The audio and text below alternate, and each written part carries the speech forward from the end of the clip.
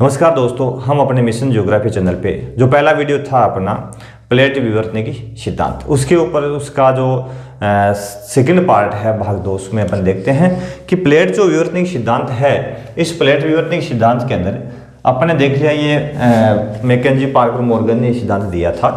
तो विवर्तन कैसे होता है, अब अपन देखने हैं विवर्तन है क्या। विवर्तन चूंकि इस थ्योरी में दे रखा है, तो विवर्तन का मतलब होता है हलचल,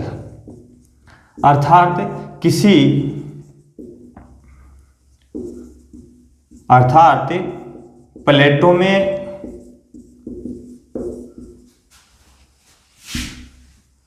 होने वाला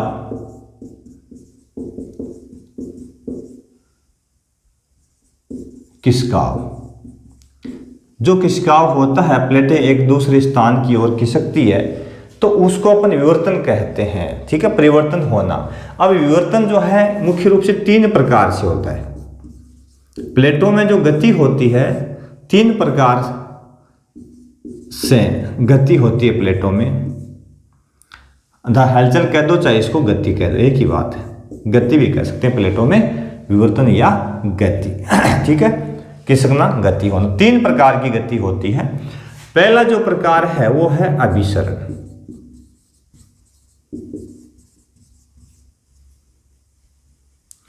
पहला जो भाग है वो है अभिसरण। इसमें क्या होता है, प्लेट जो है अभिसरण सीमा कहते हैं इसको। इसमें क्या होता है, जो प्लेट जो होती है वो क्या करती है, जैसे ये प्लेट है और ये सामने दूसरी वाली प्लेट है, इधर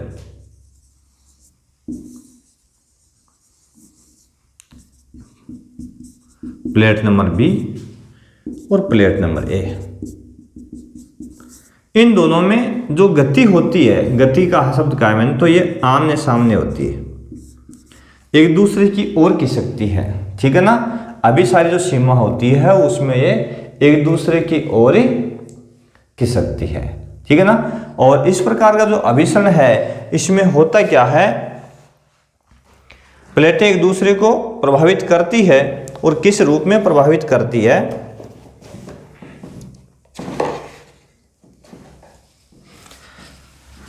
इसको एक शब्द थोड़ा सा क्लियर किया है, इसको रचनात्मक सीमा भी कहते हैं। अर्थात इसमें नया रूप, नई रचना होती है। इसको एक शब्द है रचनात्मक सीमा, इसको रचनात्मक सीमा भी कहते हैं, क्योंकि इसमें एक नई रचना होती है। क्यों? क्योंकि जब प्लेटें एक दूसरे की प्लेट की ओर खिसकती है, ठीक है, तो बीच में जितना भी मलबा है वो क्या करेगा, या तो नीचे धंस जाएगा या ऊपर बैठ जाएगा, उठ जाएगा। तो इसमें ज्यादातर क्या होता है, वलन पड़ते हैं, या और वलित होकर ये क्या करता है, ऊपर उठ जाते हैं। इस प्रकार से जैसे दबाव बढ़ता है तो बीच का जो मलबा है वो वलन पड़ करके ऊपर उठ जाता है। तो इसको इसीलिए इसको रचनात्मक सीमा कहा गया है, क्योंकि यहाँ वलन पड़ने से पर्वतों का निर्माण होता है। किसका निर्माण होता है? पर्वतों का निर्माण होता है। ये इस वलन से होता है। ठीक है, जैसे कि उदाहरण यदि अपन लें, इसमें यदि अपन उदाहरण लें तो यूरेशियन प्लेट से जब से इंडो ऑस्ट्रेलियन प्लेट जब टकराई, कौन सी प्लेट? Indo Australian plate. जब Indo Australian plate Eurasian plate से टकराई तो इससे क्या हुआ, हिमालय का निर्माण हुआ। परिणाम क्या निकला, रचना किस चीज की हुई है, हिमालय का निर्माण। क्योंकि पहले हिमालय के स्थान पर क्या थी, तेथिस भूसंनति थी। क्या थी? तेथिस महासागर कह दो चाहे भूसंनति कह दो। हिमालय के स्थान पर तेथिस महासागर था पहले। ठीक है, तो ये जो तेथिस भूसंनति है, इसमें जो मलबा भरा हुआ था वो इन प्लेटों का जैसे ही दबाव पड़ा तो वलित होकर के हिमालय पर्वत का निर्माण हो गया। इसी प्रकार से बताते हैं कि जब अफ्रीकन प्लेट जो है, यही भी अफ्रीकन प्लेट भी जब यूरेशियन प्लेट से टकराई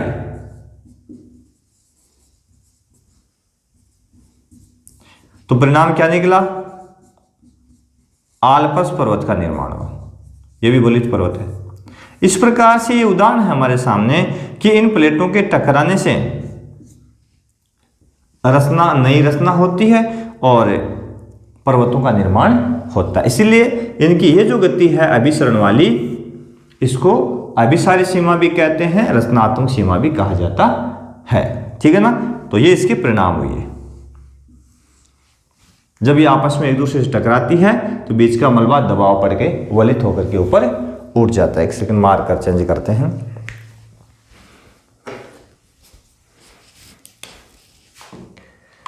अगला बिंदु, दूसरी जो इसकी गति है वो है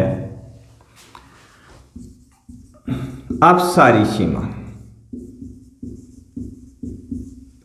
अपसारी सीमा में क्या होता है? ये जो प्लेटें होती है, ए प्लेट, बी प्लेट, इन दोनों में अपसरण होता है, यानी विपरीत गति होती है इनमें। अर्थात इस सीमा में एक दूसरे से दूर खिसकती है ये। ठीक है ना। तो इसको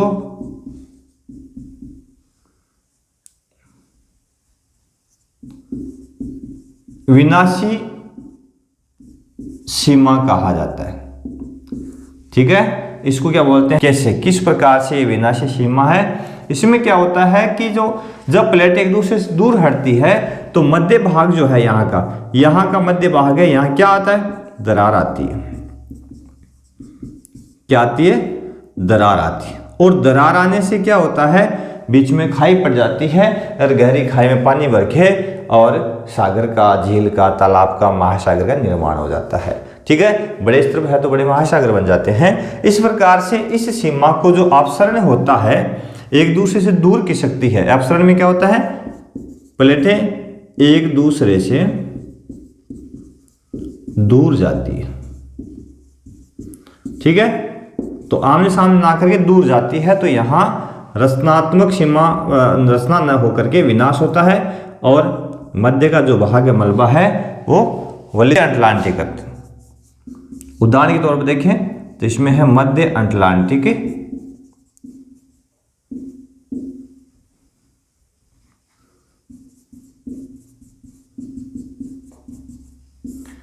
कटक। मध्य अटलांटिक जो कटक है वो इसके उदाहरण है। अर्थात जैसे ही ये दूर रहती प्लेटें तो मध्य अटलांटिक जो वहां है, वहां पे मध्य अटलांटिक में दो तरह की प्लेटें कौन सी थी? मध्य अटलांटिक में अफ्रीकन प्लेट, एक और कौन सी थी अपनी दक्षिण अमेरिकन प्लेट। दूर हटी तो बीच में जो खाई पड़ी वहां से लावा निकला। लावा निकलने से क्या बना? वहां पे छोटे छोटे अंदर लावा के निक्षेप से पहाड़ियां बन गई, जिसको मध्य महासागरीय कटक कहा जाता है। तो मध्य अटलांटिक जो कटक है इसी के उदाहरण है। तीसरी सीमा, तीसरी जो सीमा है वो है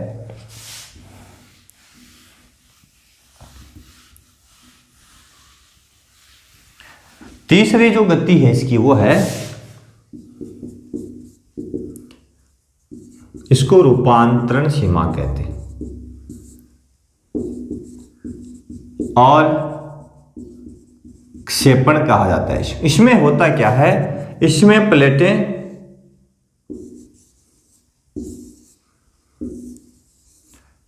एक प्लेट को नीचे धकेल देती है और एक प्लेट उसके ऊपर क्षेपित हो जाती है। इसमें इतना अभिसरण होता है कि एक प्लेटें एक दूसरे के आमने सामने न खिसक करके एक प्लेट दूसरे के नीचे, दूसरी उसके ऊपर चढ़ जाती है। तो एक दूसरे का, एक की तो होती है अधोमुखी गति, एक उसके ऊपर रहती है। इस प्रकार से एक प्लेट का दूसरे पर क्षेपण हो जाता है। इस कारण इसको रूपांतरण सीमा कहा जाता है। और इसमें भी नवीन स्थलाकृति का निर्माण होता है। और नवीन स्थलाकृति में धरातल पर क्या आती है? इसमें धरातल पर विकृतियां आती है। क्या आती है? विकृतियां आती है। इस प्रकार से तीन तरह की जो गति है प्लेटों में पाई जाती है। यानी प्लेटें तीन प्रकार की गति से धरातल को विकृत करती है। उसमें विभिन्न प्रकार के, या तो यूं कहें कि अपन रचना करती है या विनाश करती है या फिर क्षेपण करती है। तो तीन तरह की इस तरह की गतियां हैं वो देखने को मिलती है। तो यह है अपना प्लेट विवर्तन के सिद्धांत। एक प्रश्न उठता है कि इन प्लेटों में गति होती क्यों है, इन प्लेटों में गति क्यों होती है। जैसे विवर्तन होता है, हलचल जो होती है, ऐसा क्यों। तो प्लेटों में जो गति है, गति के लिए या गति का क्या कारण हो सकता है, या इसके लिए उत्तरदायी बल कौन सा है। उत्तरदायी बल, इसके लिए क्या हुआ है। तो इसमें विशेष रूप से यदि अपन देखें तो इसमें जैसे वेगनर ने कहा है, दो बल बताए थे वेगनर ने, महाद्वीप विस्थापन के लिए दो बल बताए, एक तो ज्वारीय बल सूर्य चंद्रमा का, और एक उत्प्लावन बल।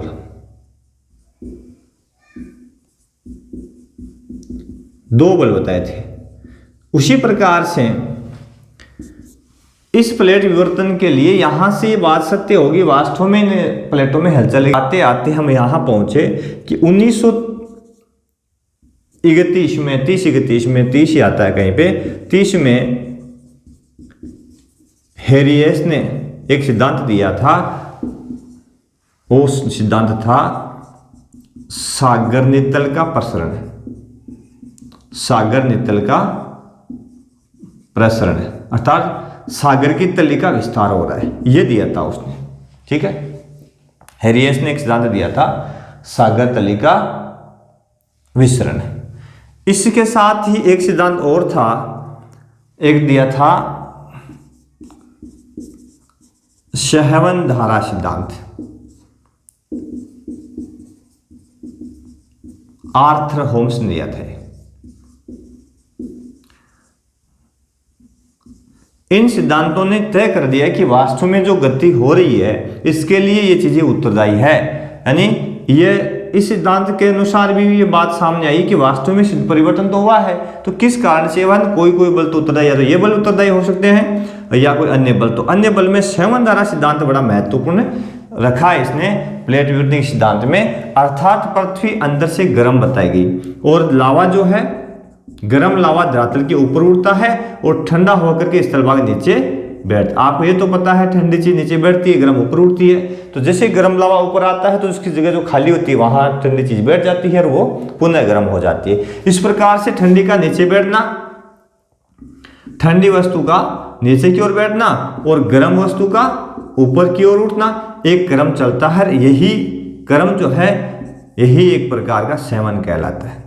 ठीक है, इस सेवन के तहत ही बताया जाता है। यदि अपन सेवन धारा सिद्धांत में आर्थर होम्स की बात को स्वीकार कर लें तो हम मान जाएंगे वास्तव में यह प्लेटों में जो खिसकाव है वो हुआ है। किस कारण से हुआ है, ये इस बात को अपन मान जाएंगे। ठीक है, क्योंकि आर्थर होम्स ने बताया यह 1930 का है।